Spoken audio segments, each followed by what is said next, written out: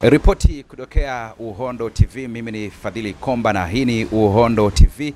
Tarehe 29 ya mwezi wa 5 mwaka 2025 unatarajiwa kuwa na uchaguzi mkuu wa urais wa chama cha walimu Tanzania, yani CWT, na hapa tumekutana na mmoja kati ya wagombea ambao wanawania nafasi hiyo ya urais wa chama cha walimu CWT, na huyu ni James Ndomba. Hapa anatueleza nia yake na uthubutu wake kwa nini ameamua kuchukua nafasi hii kubwa kabisa ya kugombea nafasi ya urais wa chama cha walimu CWT. Kwa majina naitwa Mwalimu James Sebastian Ndomba, mwalimu wa Msalato Sekondari kutokea jiji la Dodoma. Wewe ni moja kati ya watu ambao wanagombea nafasi ya urais chama cha walimu, na jina lako pia limeshatoka rasmi miongoni mwa watu ambao wanagombea. Sasa labda kampeni, utaratibu wote umekaje? Kwanza ni kweli nikiri, ndugu mwandishi wa habari, mimi ni moja kati ya wagombea ambao majina yao yamerudi, na wagombea tupo 18. Kwa hiyo kitaja sasa wagombea rasmi wa nafasi ya urais wa chama cha walimu, manake unanitaja James Sebastian Ndomba kutokea hapa Dodoma jiji pia. Nikiri wazi, kampeni zimekuwa zikiendelea, lakini zilikuwa ni kampeni za chini chini.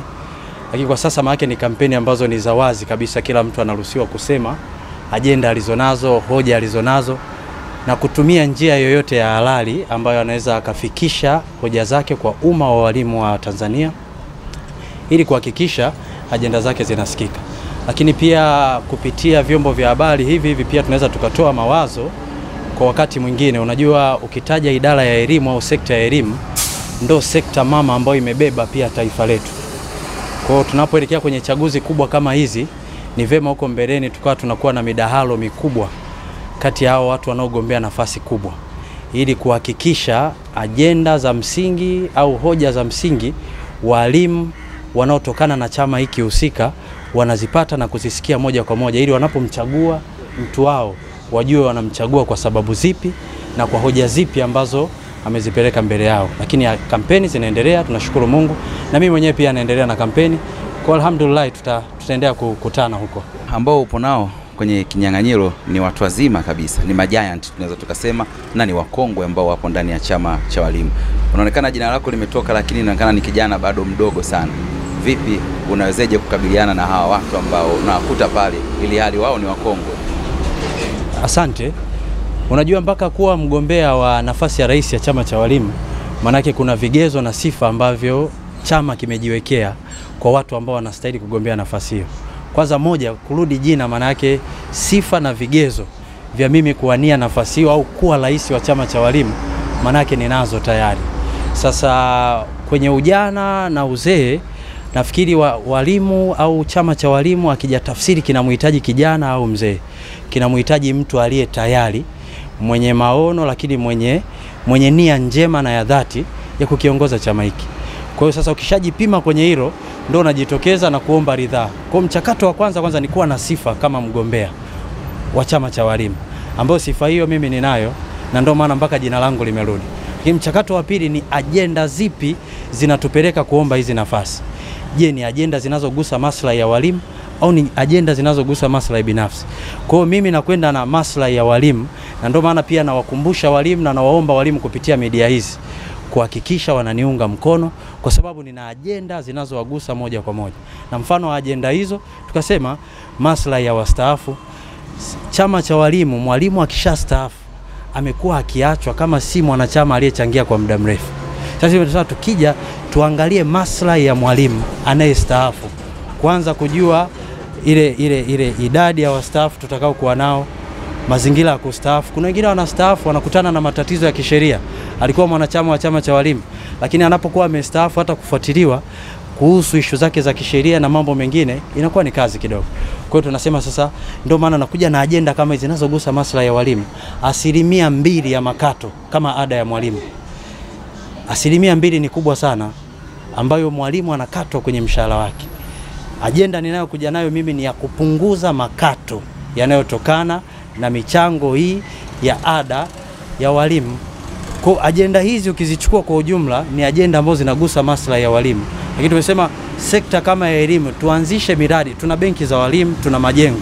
Tuje na miradi pia inayoendana na elimu, kama kuwa na shule za walimu, mfano mwalimu primary school, mwalimu secondary school, ili shule hizi zitafsiri mazingira mazuri ya kufundishia, zitafsiri pia kazi za walimu zinazotaka kufanya, lakini iwe sehemu ya mradi pia, na iwe sehemu ya kuongeza ajira kwa serikali yetu pia, lakini pia iwe sehemu ya kuongeza idadi ya wanachama kwenye chama chetu. Kwa hizi ajenda zinazonisukuma, haunisukumi umri, haunisukumi sijui muda wangu niliokuwa kwenye chama cha walimu. Ajenda zilizopo ndo zinazonisukuma na zinanipa sifa ya kuwania nafasi hiyo. Inasemekana chama ni kikubwa sana CWT. Ndio. Chama ni kikubwa sana. Na hapa nitoe tafsiri nzuri ambayo watu wanachanganya kidogo. Unajua kwa miaka hivi ya karibuni, hasa kwenye utawala huu wa serikali ya awamu ya 6. Ndio Kwa miaka hii ya karibuni serikali yenyewe imejitahidi sana kufanya mambo yake kwa nafasi yake. Ukiangalia majengo ya elimu yaliyojengwa kwa maana ya shule, miundombinu yote ile, shule wake, madarasa, madawati, kila kitu kinachotakiwa shule.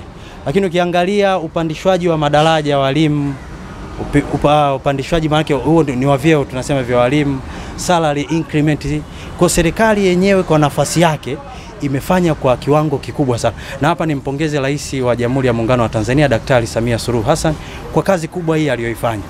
Kitu ambacho kipo kwa sasa ni mkakati ambao uko ndani ya chama.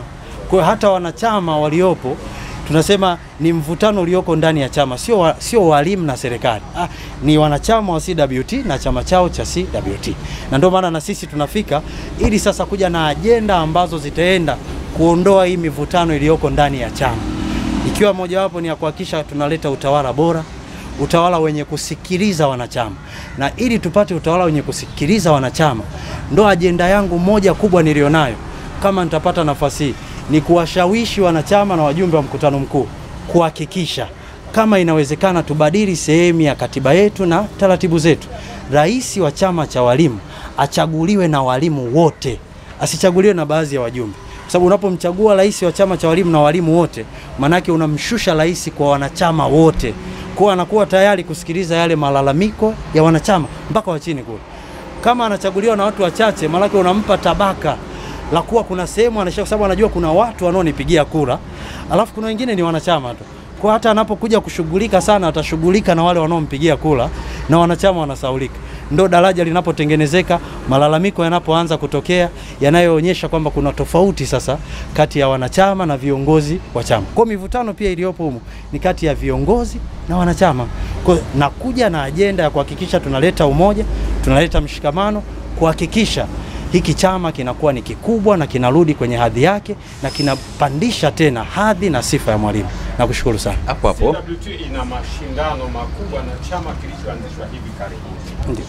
Wewe ukiwa bado junior kabisa kwenye tasnia hii, unadhani unaweza kuhimili mikiki ya kwenda kupambana na chama kile kingine ambacho kila siku kimeendelea kuwanyang'anya wanachama?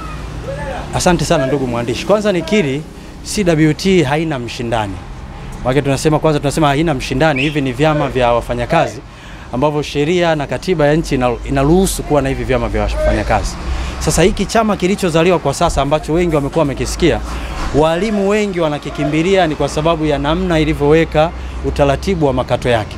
Yamekuwa ni flat rate na kwa kiwango fulani ambacho wanakikata wao.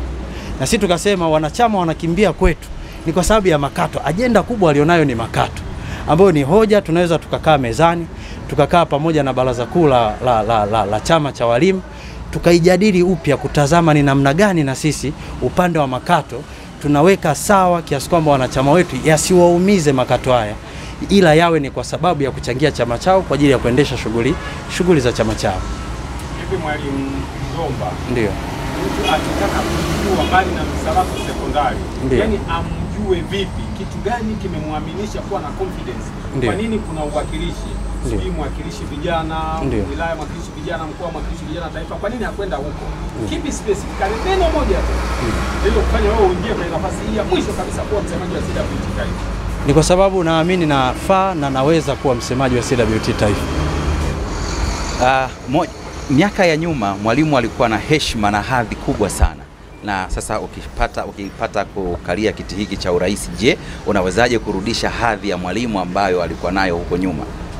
Asante mwandishi. Hapa nitarudi tena pale pale, nitaongeza kwa maelezo ya kina zaidi. Kuna miaka hapa katikati hadhi ya mwalimu ilishuka. Na ilishuka kutokana na walimu walikuwa na madeni, mazingira ya kufanya kazi yalikuwa mabaya, lakini pia hata muda wa kukaa kazini walikuwa wanakosa. Lakini toka Rais Samia ameingia madarakani, matatizo makubwa ya kada ya sekta ya elimu ameyaboresha kwa kiwango kikubwa. Ikiwa ni ujenzi wa madarasa, ikiwa ni ununuzi wa furniture za ndani ya madarasa, lakini pia uboreshaji wa miundombinu yote ya elimu, sambamba na ulipaji wa madeni ya walimu, upandishwaji wa vyeo, pamoja na kuhakikisha stahiki zao zote zinapatikana kwa wakati. Kwa upande wa serikali, maana yake tayari imeshaanza hatua kubwa ya kupandisha hadhi ya mwalimu. Upande wa CWT ndio tunakuja sasa kuhakikisha tunapandisha hadhi ya mwalimu. Ni kwa namna gani sasa tunapandisha sisi hadhi ya mwalimu? Tukasema hii hadhi ya mwalimu kuna mambo machache yanayoishusha. Ndio tulitolea mfano, mwalimu anapostaafu, wakati wa kufuatilia stahiki zake, wakati wa kufuatilia mambo yake ya msingi, chama alichokuwepo kinamtupa. Sasa sisi tukasema hiki chama hakitakiwi kumtupa, inatakiwa kimshike kama mwanachama aliyekuwa mwema na mchangiaji mzuri wa wakati wote. Tumsaidie anapokuwa kwenye matatizo, anapokuwa amestaafu. Ukimsaidia hivyo, maana yake unamuondoa kwenye mahangaiko ya kila siku, unamfanya sasa kila jambo lake liende kwenye utaratibu. Kwa hiyo tayari unaanza kuirudisha hadhi ya mwalimu. Na shughuli nyingine nyingi ambazo tumezisema kama pale awali, hizo za kuhakikisha zote zinafanyika ili kurudisha hii hadhi ya mwalimu. Baada ya yote ambayo nimeyaeleza, kwanza nawashukuru pia waandishi wa habari, tumekutana, imekuwa ni njiani ghafla, lakini niwaombe umma wa walimu wa Tanzania, niwaombe wapiga kura wanaokuja kwa ajili ya kuchagua viongozi wa chama cha walimu kuniamini na kunichagua mimi James Sebastian Ndomba kuwa msemaji mkuu wa chama cha walimu Tanzania, maana yake kuwa rais wa chama cha walimu Tanzania. Naomba kura yenu ya ndio, naomba imani yenu ndugu walimu. Nashukuru sana.